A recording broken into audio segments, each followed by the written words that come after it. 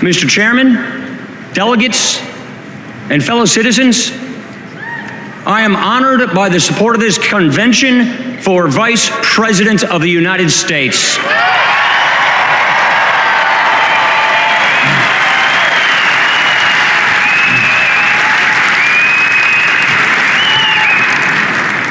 I accept the duty to help lead our nation out of a jobs crisis and back to prosperity, and I know we can do this.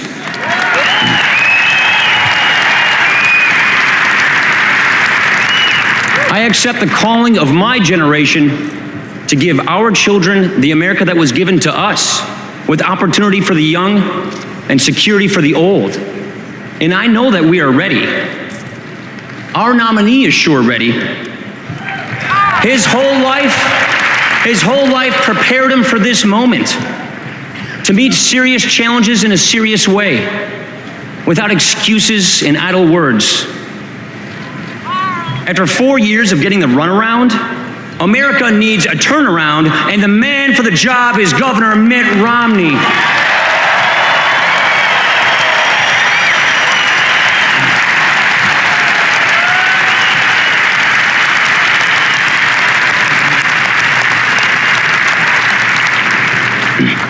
I'm the newcomer to this campaign, so let me share a first impression. I have never seen opponents so silent about their record and so desperate to keep their power. They've run out of ideas. Their moment came and went. Fear and division is all they've got left. With all their attack ads, the president is just throwing away money. And he's pretty experienced at that.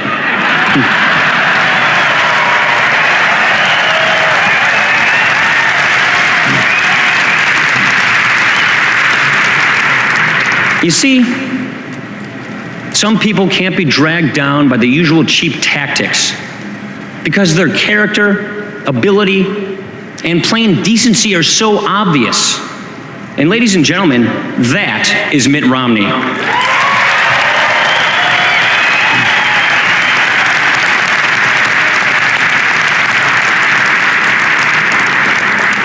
For my part, your nomination is an unexpected turn. It certainly came as news to my family. And I'd like you to meet them. My best friend and wife, Jana, our daughter, Liza, and our boys, Charlie and Sam.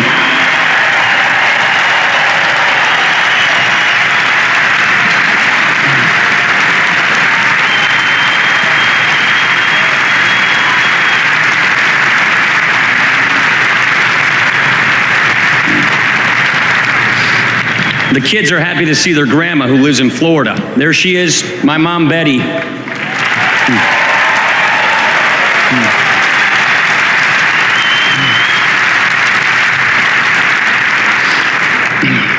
My dad, a small-town lawyer, was also named Paul.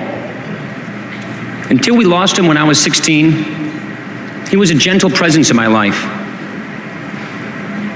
I'd like to think he'd be proud of me and my sister and brothers.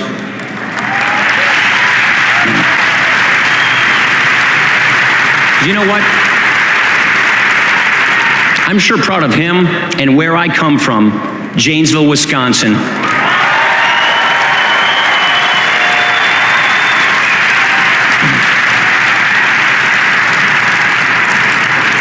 I live on the same block where I grew up. We belong to the same parish where I was baptized. Janesville is that kind of place. The people of Wisconsin have been good to me. I've tried to live up to their trust. And now, I ask those hardworking men and women and millions like them across America to join our cause and get this country working again.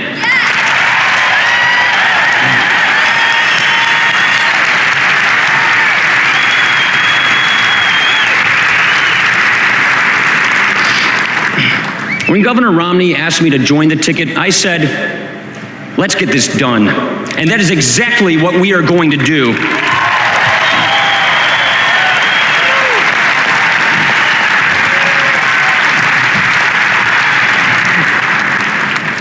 President Barack Obama came to office during an economic crisis, as he has reminded us a time or two. Those are very tough days. And any fair measure of his record has to take that into account. My home state voted for President Obama. When he talked about change, many people liked the sound of it, especially in Janesville, where we were about to lose a major factory. A lot of guys I went to high school with worked at that GM plant. Right there at that plant, candidate Obama said, "I believe that if our government is there to support you, this plant will be here for another 100 years." That's what he said in 2008. Well, as it turned out, that plant didn't last another year. It is locked up and empty to this day. And that's how it is in so many towns, where the recovery that was promised is nowhere in sight. Right now, 23 million men and women are struggling to find work. 23 million people, unemployed or underemployed. Nearly 1 in 6 Americans is in poverty. Millions of young Americans have graduated from college during the Obama presidency, ready to use their gifts and get moving in life.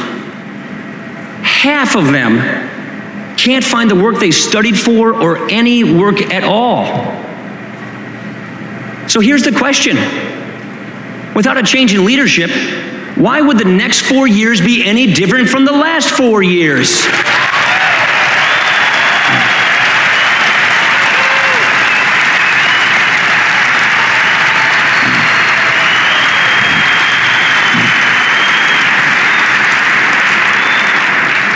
The first troubling sign came with the stimulus. It was President Obama's first and best shot at fixing the economy, at a time when he got everything he wanted under one-party rule. It cost $831 billion, the largest one-time expenditure ever by our federal government.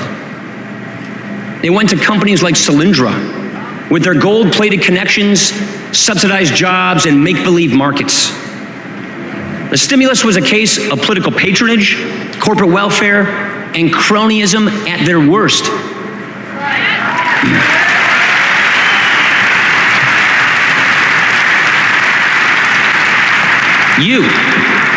You, the American people of this country, were cut out of the deal. What did taxpayers get out of the Obama stimulus? More debt. That money wasn't just spent and wasted. It was borrowed, spent, and wasted.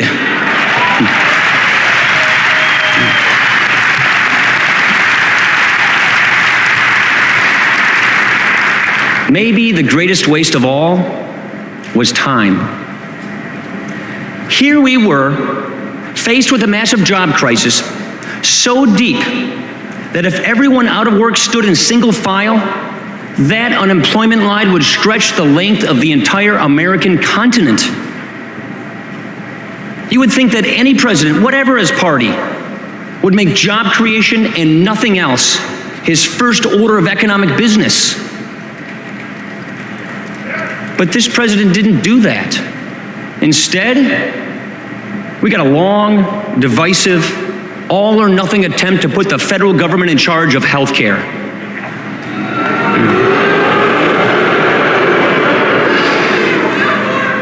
Obamacare comes to more than 2,000 pages of rules, mandates, taxes, fees, and fines that have no place in a free country.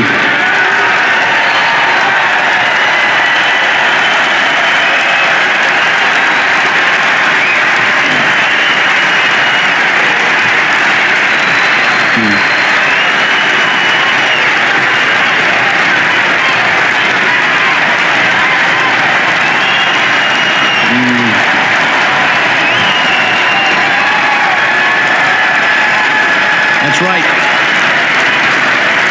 That's right.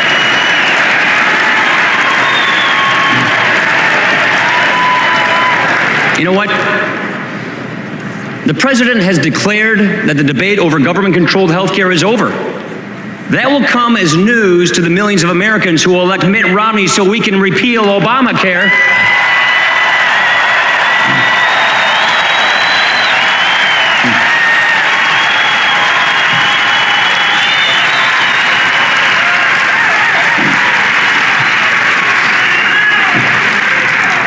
And the biggest, coldest power play of all in Obamacare came at the expense of the elderly.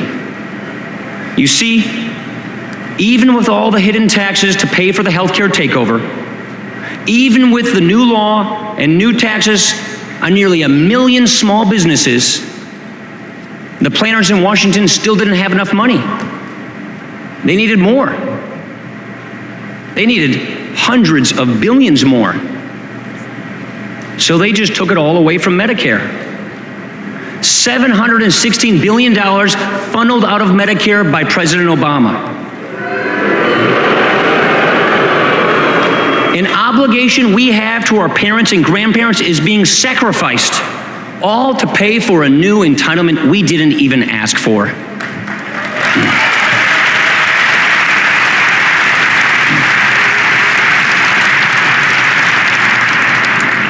The greatest threat to Medicare is Obamacare, and we're going to stop it.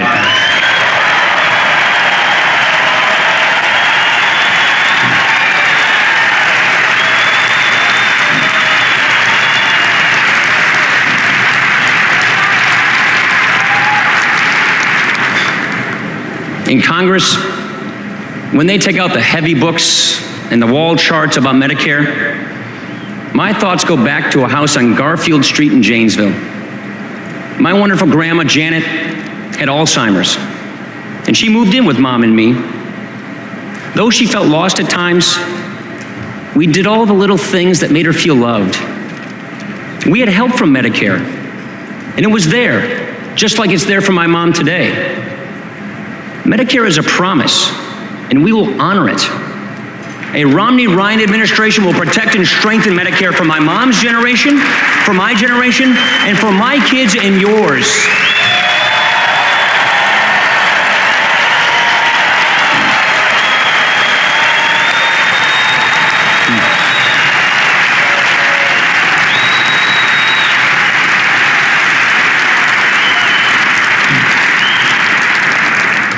So our opponents can consider themselves on notice. In this election, on this issue, the usual posturing on the left isn't going to work. Mitt Romney and I know the difference between protecting a program and raiding it. Ladies and gentlemen, our nation needs this debate. We want this debate. We will win this debate.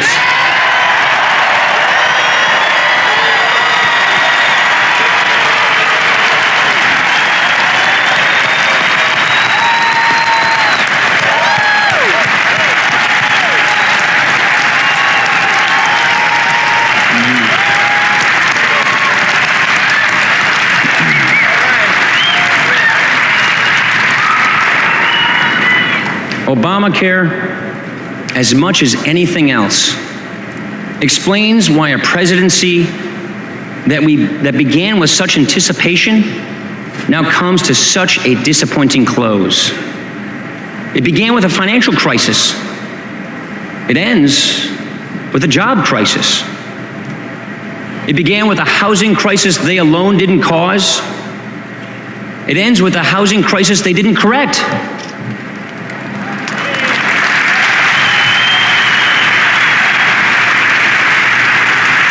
It began with a perfect AAA credit rating for the United States. It ends with a downgraded America. It all started off with stirring speeches, Greek columns, the thrill of something new. Now, all that's left is a presidency adrift, surviving on slogans that already seem tired, grasping at a moment that has already passed, like a ship trying to sail on yesterday's wind.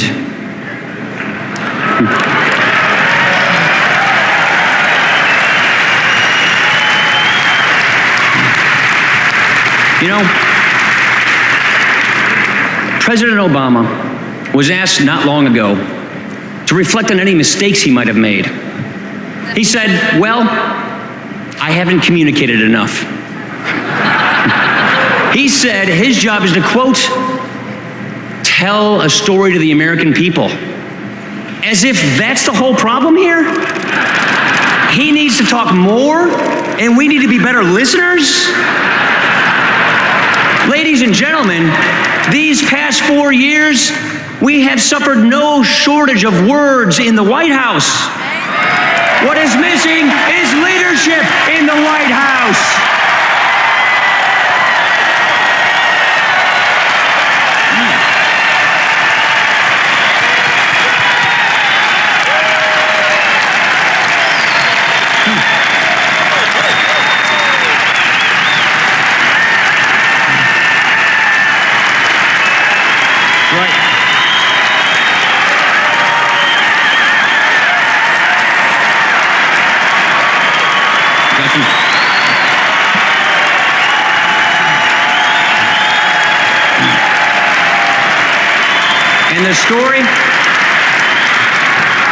And the story that Barack Obama does tell, forever shifting blame to the last administration, is getting old.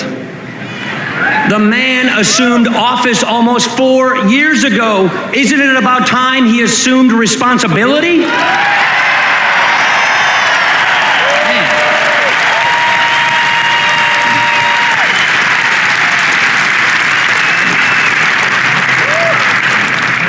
In this generation, a defining responsibility of government is to steer our nation clear of a debt crisis while there is still time.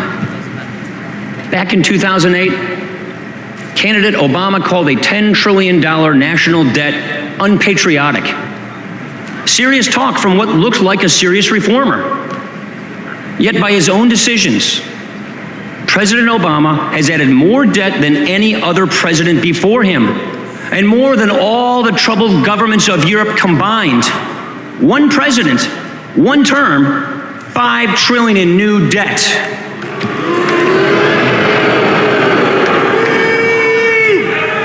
He created a new bipartisan debt commission. They came back with an urgent report. He thanked them, sent them on their way, and then did exactly nothing.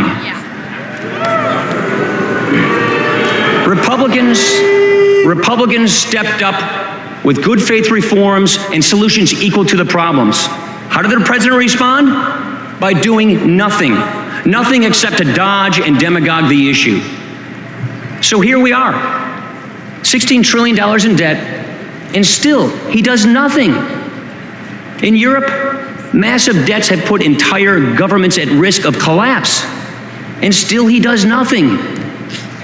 And all we have heard from this president and his team are attacks on anyone who dares to point out the obvious. They have no answer to this simple reality. We need to stop spending money we don't have. Really simple. Not that hard.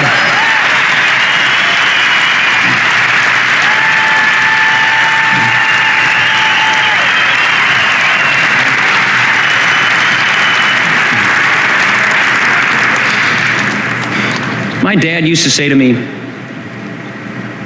son, you have a choice. You can be part of the problem, or you can be part of the solution. The present administration has made its choices, and Mitt Romney and I have made ours. Before the math and the momentum overwhelm us all, we are going to solve this nation's economic problems.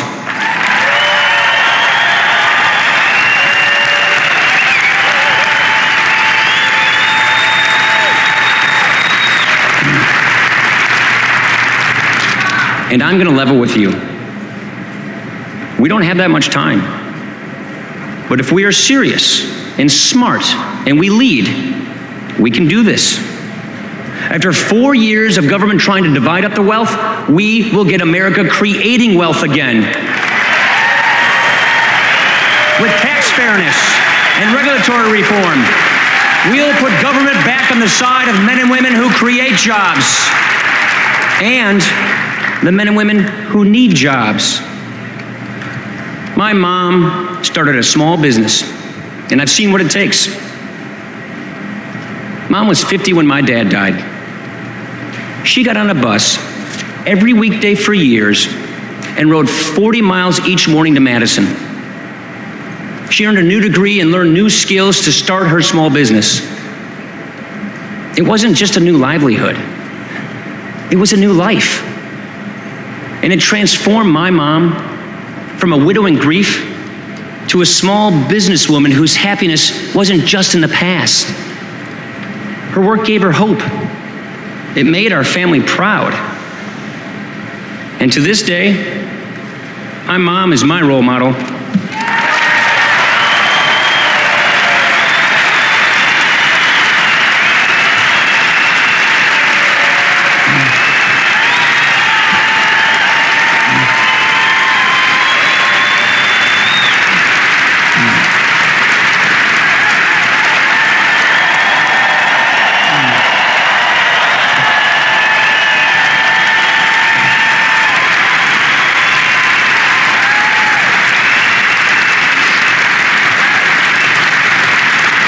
Behind every small business, there's a story worth knowing.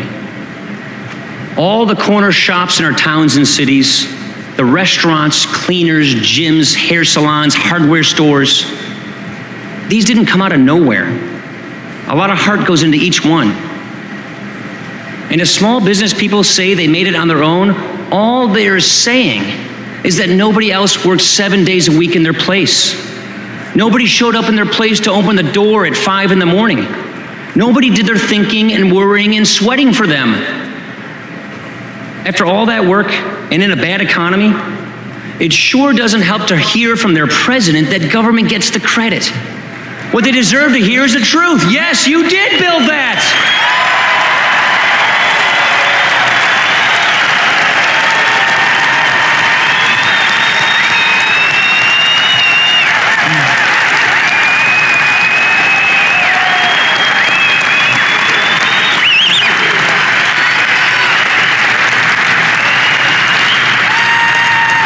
We have a plan for a stronger middle class with a goal of generating 12 million new jobs over the next 4 years.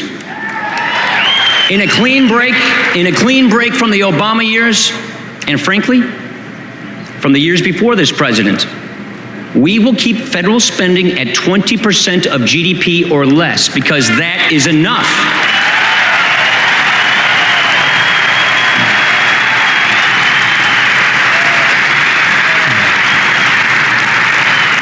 The choice is whether to put hard limits on economic growth or hard limits on the size of government. And we choose to limit government.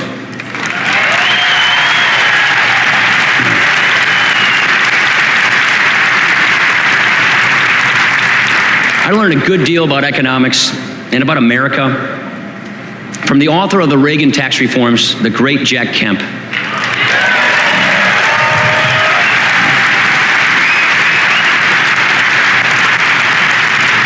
What gave Jack that incredible enthusiasm was his belief in the possibilities of free people, in the power of free enterprise and strong communities to overcome poverty and despair. We need that same optimism right now.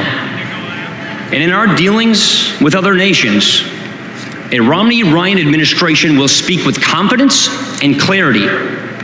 Whenever men and women rise up for their own freedom, they will know that the American president is on their side.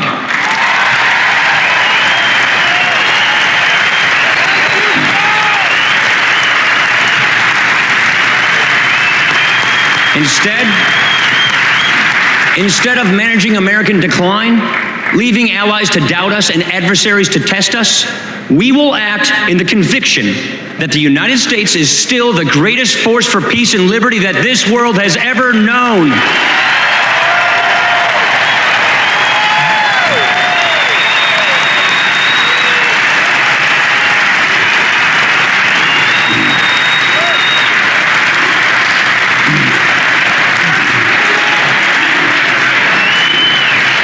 President Obama is the kind of politician who puts promises on the record and then calls that the record.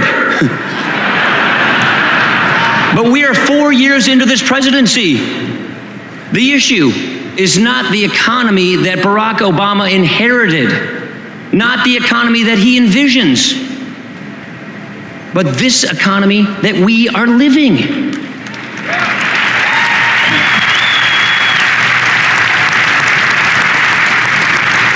College graduates should not have to live out their 20s in their childhood bedrooms, staring up at fading Obama posters and wondering when they can move out and get going with life.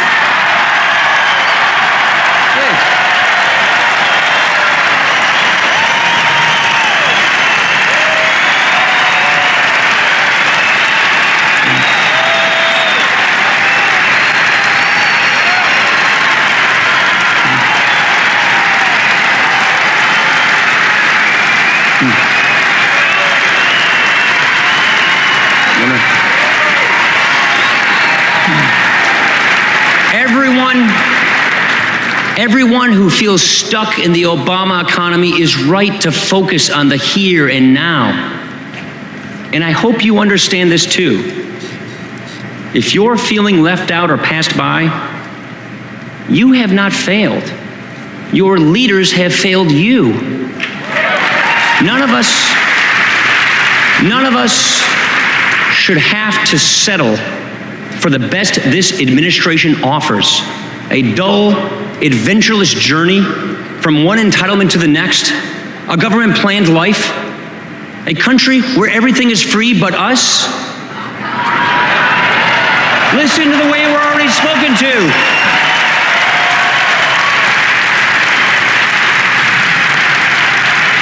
Listen to the way we are spoken to already, as if everyone is stuck in some class or station in life, victims of circumstances beyond our control, with the government there to help us cope with our fate. It's the exact opposite of everything I learned growing up in Wisconsin or at college in Ohio.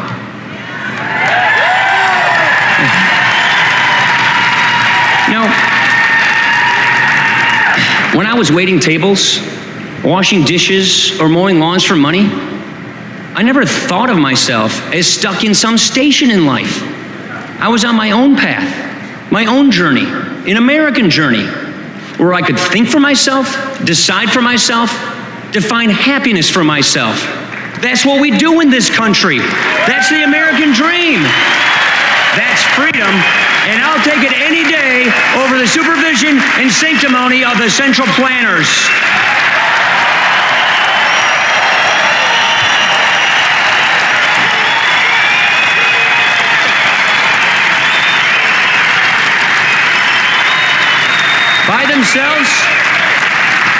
By themselves, the failures of one administration are not a mandate for a new administration. A challenger must stand on his own merits. He must be ready and worthy to serve in the office of president. We're a full generation apart, Governor Romney and I, and in some ways we're different.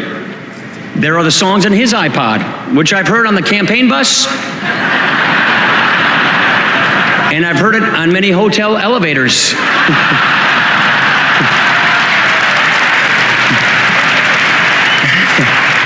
He actually urged me to play some of these songs at campaign rallies. I said, look, I hope it's not a deal breaker, Mitt, but my playlist, it starts with AC/DC and it ends with Zeppelin.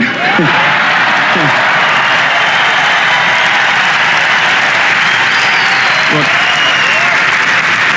a generation apart, but that doesn't matter. It makes us different, but not in any of the things that matter. Mitt Romney and I both grew up in the heartland, and we know what places like Wisconsin and Michigan look like when times are good. We know what these communities look like when times are good, when people are working, when families are doing more than just getting by. And we know it can be that way again. We've had very different careers, mine mainly in public service, his mostly in the private sector. He helped start businesses and turn around failing ones. And by the way, being successful in business, that's a good thing.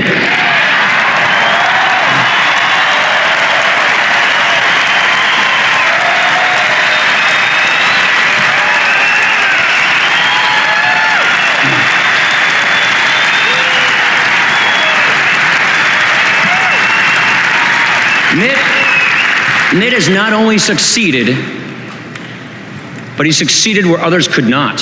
He turned around the Olympics at a time when a great institution was collapsing under the weight of bad management, overspending, and corruption. Sounds kind of familiar, doesn't it?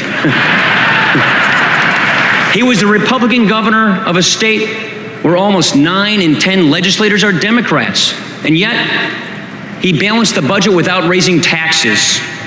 Unemployment went down, household incomes went up, and Massachusetts under Governor Mitt Romney saw its credit rating upgraded.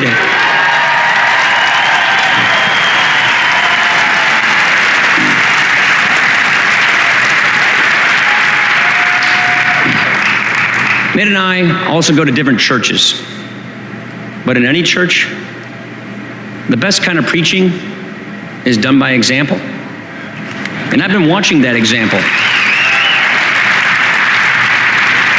The man who will accept your nomination tomorrow is prayerful and faithful and honorable.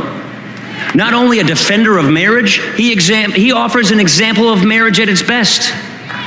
Not only a fine businessman, he's a fine man, worthy of leading this optimistic and good-hearted country. Our faiths come together in the same moral creed. We believe that in every life there is goodness. For every person there is hope.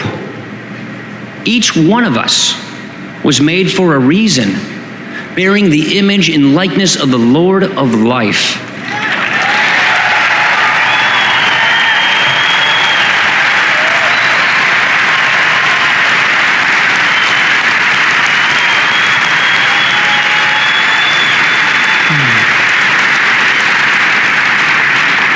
We have responsibilities, one to another.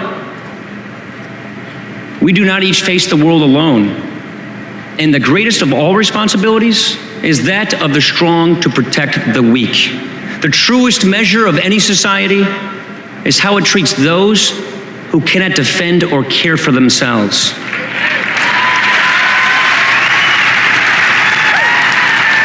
Each of these moral ideas is essential to democratic government, to the rule of law, to life in a humane and decent society. They are the moral creed of our country, as powerful in our time as on the day of America's founding. They are self-evident and unchanging, and sometimes even presidents need reminding that our rights come from nature and God and not from government.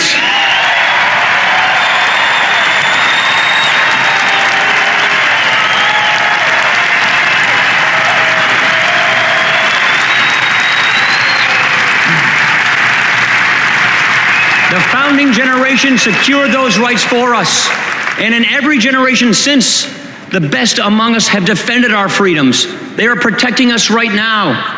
We honor them and all of our veterans, and we thank them.